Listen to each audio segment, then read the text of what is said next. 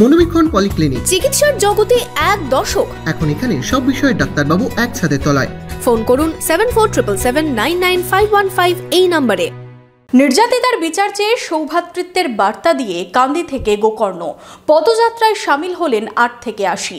আরজিকর কাণ্ডে নির্যাতিতার বিচার চেয়ে পদযাত্রা থেকে সরব হলেন মহিলারা।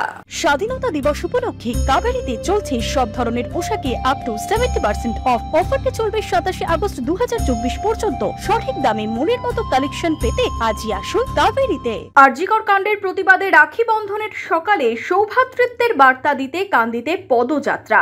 কান্দি হাসপাতাল থেকে গোকর্ণ হাসপাতাল পর্যন্ত পদযাত্রায় সামিল কান্দির ৮ থেকে ৮০ সকলেই। আরজিকরের নির্যাতিতার বিচার ও দোষীদের কঠোর শাস্তির দাবিতে পদযাত্রায় সামিল হলেন বহু মানুষ।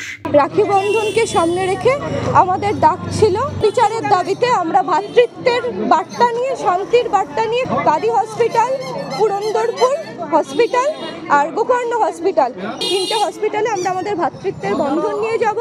ওদের আন্দোলনের প্রতি আমাদের সংহতি জানিয়ে আমরা যাব।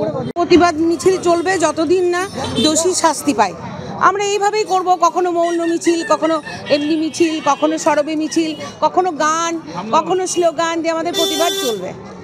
দিনে রাতে আমাদের প্রতিবাদ চলবে, কারণ আমরা এটা সুবিচার চাই। আমাদের মুখ্যমন্ত্রী একজন মহিলা, একজন আমাদের কন্যা নির্যাতিতা, নৃশংসভাবে প্রমাণিত। আমরা তার কাছে সুবিচার চাইছি। এদিন সৌভ্রাতৃত্বের বার্তা দিতে এবং নির্যাতিতার বিচার চেয়ে পদযাত্রা থেকে সরব মহিলারা। কান্দি, পুরন্দরপুর ও গোকর্ণ হাসপাতালেও যায় এই পদযাত্রা।